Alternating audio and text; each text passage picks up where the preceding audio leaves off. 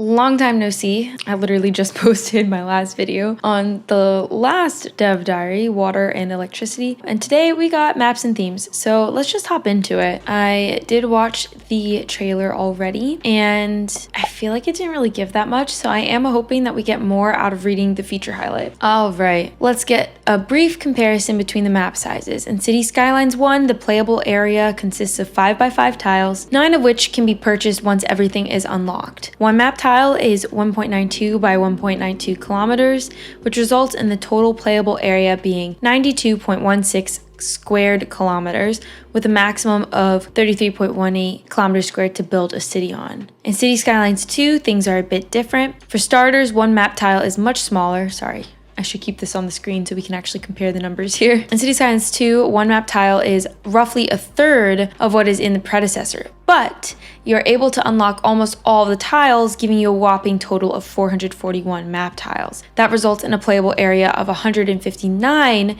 kilometers squared, which is roughly 5 times bigger than in City Skylines 1. Now, it's interesting, we've already kind of known this when they first showed us the gameplay trailer, I think. But because everything is scaled differently in City Skylines 2, I do think even though the map tile is smaller, it's probably going to feel pretty decent. And the fact that we can unlock so many is a huge change and a huge improvement. I do wonder if there's going to be edges of the map that then can be unlocked even further with like mods on the workshop or something. I'm not sure. I also am curious if our maps interconnect, like between save files and different maps, since we can now build outside connections. Additionally, the map tiles do not have to be connected to each other, so technically you can create small, isolated pocket towns, and you can purchase the map tiles all the way to the edge of the map where you can create new outside connections. But wait, there's more. The map height limit is much higher than before, adding much more flexibility and freedom in how your dream city will look. So, huge changes here. Like I said, we can now build outside connections. It looks like we don't have to have our map tiles be touching, which is a big change actually. And the map height limit is taller. I do wonder, we don't have cable cars yet. Surely they're gonna add them. And I don't really know, I guess without like keys or anything, I'm very curious to see like how we can design cities that are on mountains or need to be going up mountains and hills. I'm not sure. I'm very excited about it though, I will tell you that. Themes. In City Skylines, these control the natural environment of a map with predefined settings for each theme. But when we talk about themes in City Skylines 2, we're talking about the styles of roads and buildings with the options of European and North American themes being selectable when you start a new map. I really hope this is not the only themes that we're gonna have. I hope they're just the starter themes. And I still wonder, like with map textures, I wonder if they're gonna address that in this dev diary. The Brave New World. Not sure if that was an intentional reference or not, but let's keep going. To begin your new city, you'll need to choose a map from the new game panel. When you click the map, you can see the theme, climate, which they're gonna talk about next week, latitude, which tells you the hemisphere, as well as how the seasons will work, buildable area available, familiar natural resources, and outside connections that already exist. Now, I am curious because it says which outside connections already exist. Is that suggesting that we can create some connections that might not pre-exist on a map? I mean, for like fully landlocked maps, obviously we wouldn't be able to create a water connection, but I am kind of curious, like if some will start, for example, with airplane connections and others might not have them. Will it cost money to create a new connection? Once you found a map, you can adjust some options. So you can change the name, change the theme, default theme, enable or disable various gameplay options. So we've got left-hand traffic, natural disasters, unlock all, service and signature buildings, zone types, tools, panels, or unlimited money. And it does look like, and someone did comment this in my most recent video, that we do have tutorial options here. Good to know that we have tutorials. I wasn't sure in my last video. I was going back and forth between whether it existed or not, or like in what form it would take. So I am glad that it exists, and I am curious as to what they are like. How handholdy are they? Can we just read a guide whenever, or are they just like pop-ups when we start a new game, you know? So many of these options can be adjusted later when loading your city, with the exception of the map theme and whether the city obeys left-hand or right-hand traffic rules. So that's cool. So if you start a city and then later decide you want natural disasters or you want unlimited money, that is something you can change on the fly.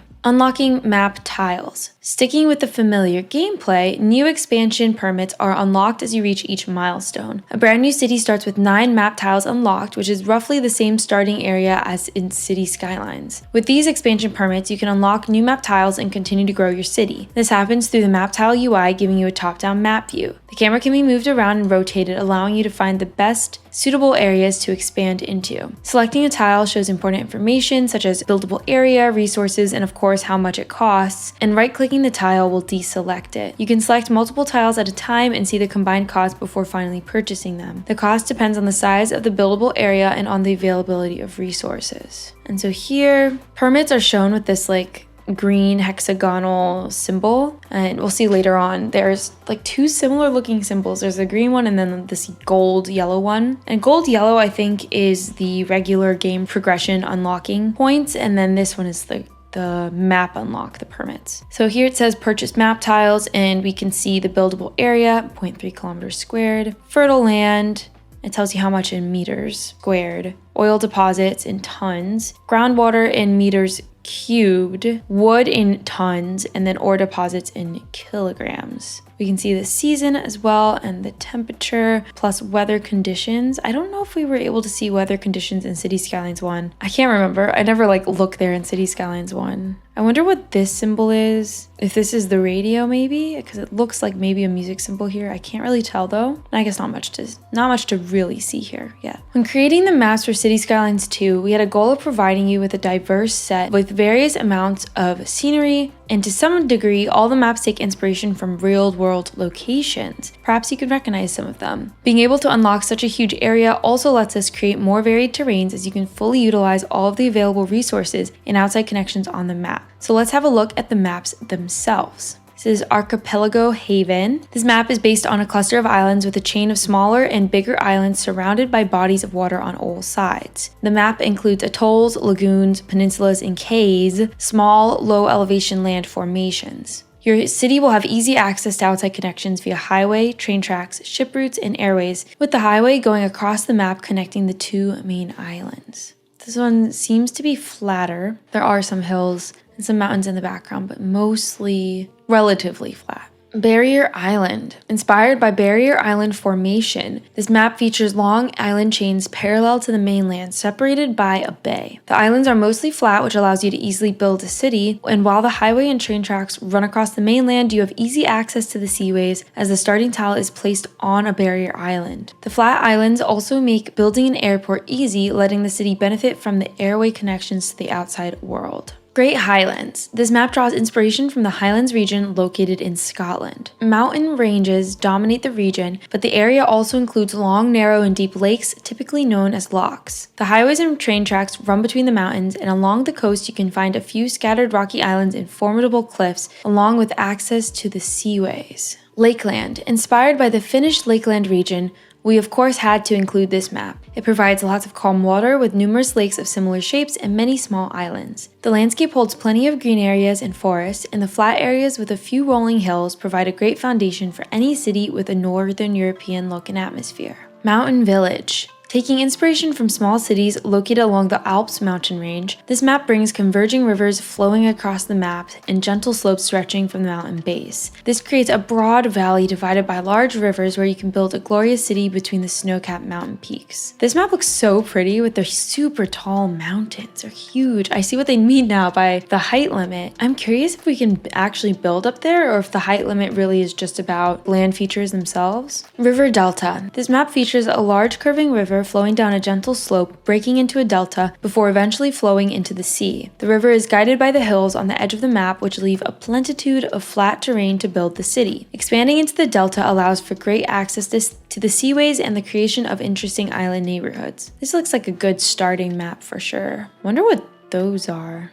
Sweeping Plains. Inspired by the New Zealand Canterbury Plains, this map features a broad expanse of flat land covered by grassland ready for development. The map has access to a wide coastline, and on the opposite side of the map, the mountain range creates a marvelous landscape. The plains on the central part of the map provide a great place to build any city. Twin Mountain. Drawing inspiration from Iceland's coastline and the iconic cliffs, you will find 2 separate flat-top steep-sided Tuya mountain formations. A small river runs across the map down the slope toward the ocean. ocean. Along the coastline are numerous cliffs and hidden beaches with good access to seaways and shipping routes. The map doesn't feature an existing train track, so expanding to the edge of the map is essential if you wish to create one, but you can, of course, still provide your city with train infrastructure without an outside connection if that fits your city. I actually would like to comment a little bit. It just occurred to me that it looks like, at least with creating maps now, we have the option of having snow. So no more faking like snow-capped mountains, no more using ore or oil to like fake the texture of snow. We can now just place snow since we have seasons in the base game. So I think that's going to be really great for creating unique landscapes, because certainly there are some mountains that don't have a lot of snow on them, that are more rocky, or volcanoes, for example, whatever, right? So far, the textures with these maps seem to look pretty good. Granted, this is from afar, you know, they're not zoomed in, but it looks really nice. I hope that we do have the option of having, you know, the original type of map themes that we had in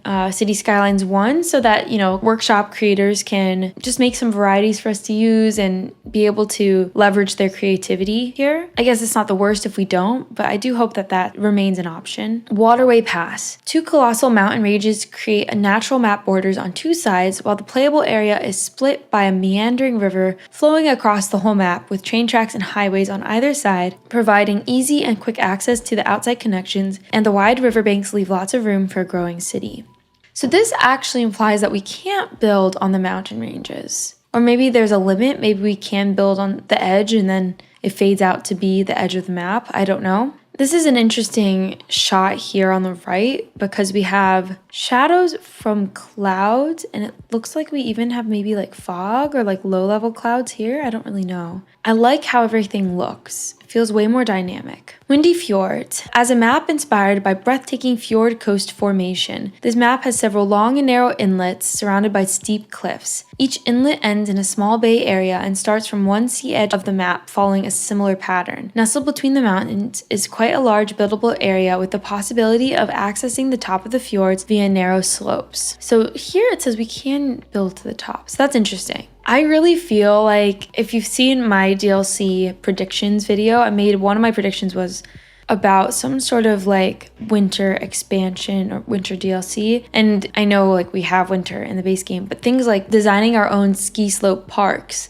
or having cable cars again, for example. I feel like with all of these mountains, they might be building up to something like that. All right, now moving on to outside connections. Each map comes with at least one road connection, and most of the maps have pre-built train connections and seaways. All of the maps also have an airway connection and power lines running through them to import or export electricity. Some maps have multiple highway connections right at the starting tile too, offering even more options. In addition to the outside connections already on the map, you can create outside road, train, and ship connections once you unlock the edge of the map. As discussed in the previous development diaries, you can also create electricity along with water and sewage connections to the outside world, enabling trade of that service. The only outside connections you cannot add to the map are airways, but you can freely connect to the existing airway connection points once you construct an airport. But you know what's funny? And I mean, for the point of the game, like totally makes sense for every map to have an airway connection, but I recently saw an article about this super remote island. I think it's like the most remote island in the whole world, somewhere in the Pacific, like literally just triangulated between two other island countries. And like the article was saying how people that live there can only get there by boat. Like you cannot fly. There's no place to land an aircraft. And I was just shocked. Before we end this development diary today, we need to discuss themes. When you start a new city, you can choose between European or North American, which defines the street markings, traffic lights, vehicle models for certain city services, and other roadside props. While each map has a theme connected to it, you can choose your favorite, but once you start your city, it can't be changed. The visual style of residential and commercial zone buildings also depends on the selected theme when the zone is created. It will default to the map's theme, but you can freely choose between the available themes when zoning, and you can even create a mixed city using both themes. Lastly, some public transportation stops have different visuals depending on the selected theme, and as with the zoned buildings, they can be customized in-game. Cool, okay, I like that we don't get stuck in the way that our public transport looks, but it does make sense that like traffic lights and things like that wouldn't be able to be easily changed. And this says medium and high density residential buildings of European on the left and North American on the right. Looks good to me. So I really feel like they gave us not not that much information, if I'm gonna be honest. Like, I think this is possibly the worst dev diary, and I don't mean like, oh, it's bad. Obviously, it's not a bad dev diary because we're still learning more about the game, and they gave us some nice screenshots, and they did tell us things. Like, I do like that we got to see all of the maps. Like, this is not something that we had before, so that's obviously amazing. But I do think that they're really not telling us much about these themes. Like, they're not telling us if we're gonna have more in the future or like what their plans are. They didn't tell us if we're gonna be able to have like the original like City Skylines 1 map theme textures for our maps in City Skylines 2. Like, are we able to change the textures on our map? Like, we were given no information on that. So, you know, it is what it is. But I guess let's get into the video and then I will see you after. It's easy to forget how much our day-to-day is shaped by where we live, but how our world looks, feels, and changes.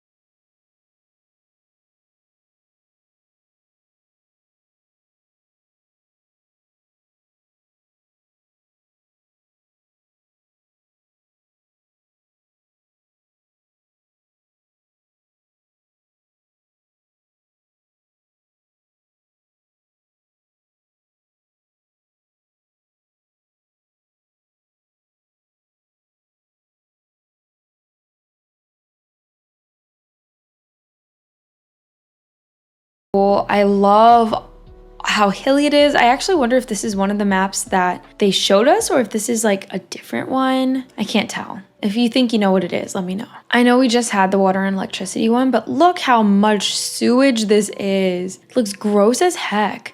Actually, on that note though, I am curious if we're going to be able to have rivers that have different water colors. Because there are some rivers that look like poopy brown that aren't actually poopy brown. You know, that are actually like okay, like not like clean, but not like sewage water, right? And then there's like rivers that are more green in color or don't have like clear water in general. It'd be cool, and same with lakes. It would be cool if we had some like variation in water colors in different areas or on different maps. I don't know, just a thought. If we look here, it's pretty clear that this is not finished yet. I can't imagine this is something that's going to launch in the finished build of the game because you'll see it's like super, super glitchy. Maybe it's more noticeable. Yeah, I see this, like, this was like wibbling. But I am curious if this is the full 400, however many tiles, and it does look like this is the map edge here. I do wonder, since there is more map on the edges, will people be able to make like an even bigger mod expansion to unlock all of the technically true tiles? Part of me says no. And the reason is because if the outside connection points start here at this edge, then what happens if we were to expand past the true edge of the map?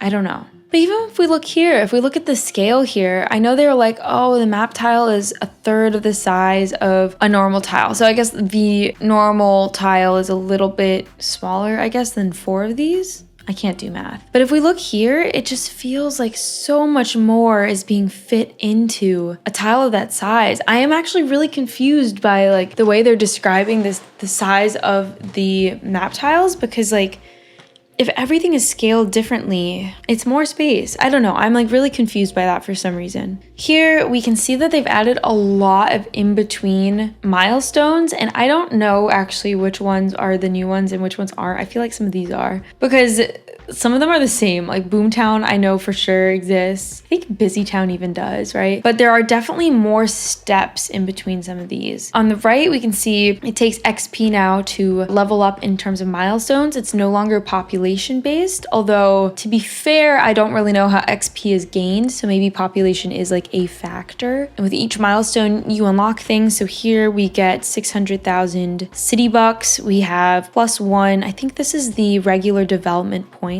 And then these are the land tiles. What are they calling them? Land permit. It says loan limit now. So the loans now are no longer just 3 set loans that we can withdraw. That's now more like a credit limit, it seems. So when you hit Tiny Village, you get a loan credit limit increase of 100,000 city bucks. Yeah, map tiles, city budget. Yeah, I don't know why I scrolled. We're on a video. It's actually kind of weird. Why can I scroll? It's full screen. Why does full screen include comments? I'm shook by this. Sorry, this is like not relevant to City Skylines, but have y'all done the YouTube full screen and then you can scroll? I thought it was supposed to keep the video on the top. I'm so thrown off by this. Like I'm so thrown off by that. Anyways. Oh, and here it shows us, we can see when we hover or click a tile or hover over a tile before we buy it, we can see how many permits we have, all the different features, fertile land, buildable land, oil deposits, groundwater, wood, ore, as well as the cost of each tile. This looks really good. Look how many trees are on the map. I forget if we know the answer to this or not, whether there is like a prop limit or a tree limit in City Skylines 2. Well, I feel like we got an answer, but I can't remember it, and so I don't know anymore. If you know, let me know. I'm curious if trees change depending on the map, or even depending on the location on the map, like higher altitude versus lower altitude. Building the new outside connection is definitely an interesting feature, and it seems like we can put them wherever we want, which is really cool. I don't think there's anything new here as far as I can tell. Don't forget that if you have a Paradox account, you can get a castle in City Skylines 2. And as we'll see on the next page here, if you do pre-order City Skylines 2, you will get the Tampere map. Colossal Order, Paradox. If you see this video, you left a comment on my other video saying I'd get early access, and low-key I'd still be down. So let me know, because honestly, I'm also this close to pre-ordering because I'm gonna get the game even if you don't give it to me. But early access would be really cool, and I would be pretty excited to cover it. So let me know. But yeah, y'all, definitely suggest pre-ordering just so you get access to Tampere. This is the location of Colossal Order headquarters, so it's kind of special to the team, and I just feel like you're going to be missing out if you don't have it. And then of course the San Francisco map is an expansion pass map, so I'm actually surprised by the way I thought it was DLC, but now they're calling it expansion pass. Is expansion pass possibly referring to something like a Fortnite battle pass, like a seasonal pass that you can subscribe to, and then every month or whatever you get some new features? Every season you get some new features, new maps, new styles, new items. Is it possible this is what that's referring to? I need to read into it again. It would make sense because what they're offering for the San Francisco, what I thought was DLC, which now is being called expansion pass, it wasn't that much. So it would make sense kind of like for a small monthly cost, like a seasonal pass thing, but I don't know. And I feel like a lot of you are going to be like, no, that's horrible. I hate this idea. But you know what? It's it's completely optional. If they do that, it's completely optional. And I feel like it's not like I don't think it's the worst. Consider The Sims. Consider The Sims and how EA has expansion packs for $40 that are just horses or just toddlers or whatever. I feel like having smaller little DLCs and expansion passes is the better way to go instead of ripping people off. Anyways, let's continue. Before we continue, I'm editing and I just wanted to say I did go to the website where it talks about the expansion pass and it says it comes with the San Francisco set immediately unlocked. And then later on in different quarters, we get an asset pack and radio station, a content creator pack and radio station, and an expansion and radio station. And genuinely, I have no idea then what an expansion pass is. I don't know if this is a recurring thing or what. I still feel like there's so much potential here with theme. I also really just wonder, like, are we going to be able to change the textures on the map? Still don't know. These buildings look so cute. I like how a lot more buildings are offset from the road a bit more. It just makes it a little more realistic looking and natural. Same here. Oh my gosh, is that a person staring out a window? Are my eyes deceiving me? Even with these windows, it does have the appearance of a room behind it, which is definitely better than it just being like a yellow light. Like, I like that it actually looks like there's rooms and there's variation in the color of the light behind the window. So I appreciate that. I still stand by someone is staring at me out this window. I stand by that. I think this is really, really, really goofy because these guys are just standing. Well, these are sitting. This guy's literally just standing in the playground, just like standing. And same with these guys. It's a little weird. It definitely feels like they're still working on like their crowd animations and stuff because what the heck? Also, this building, imagine living with a living room with these windows. Amazing. Literally amazing. Again, it looks really good.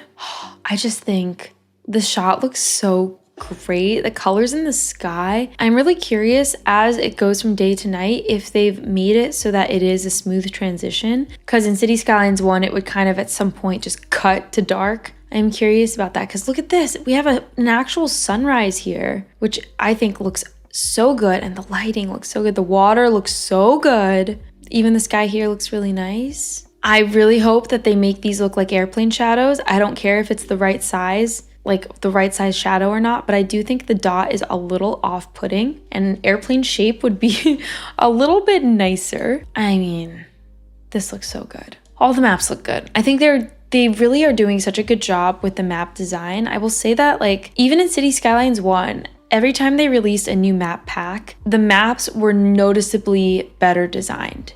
So I feel like as a whole, the team has improved and are giving us like much better layouts and aesthetics. Like, this looks so good.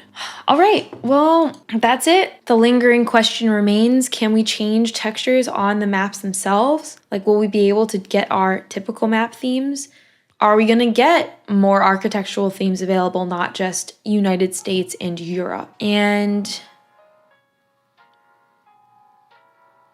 that might be it. Thanks for watching. If you like this video, be sure to give it a thumbs up and subscribe for more. I release videos every single week covering feature highlights that they've been putting out, and I will be making City Skylines 2 videos once the game is actually out. So see you next time. Bye.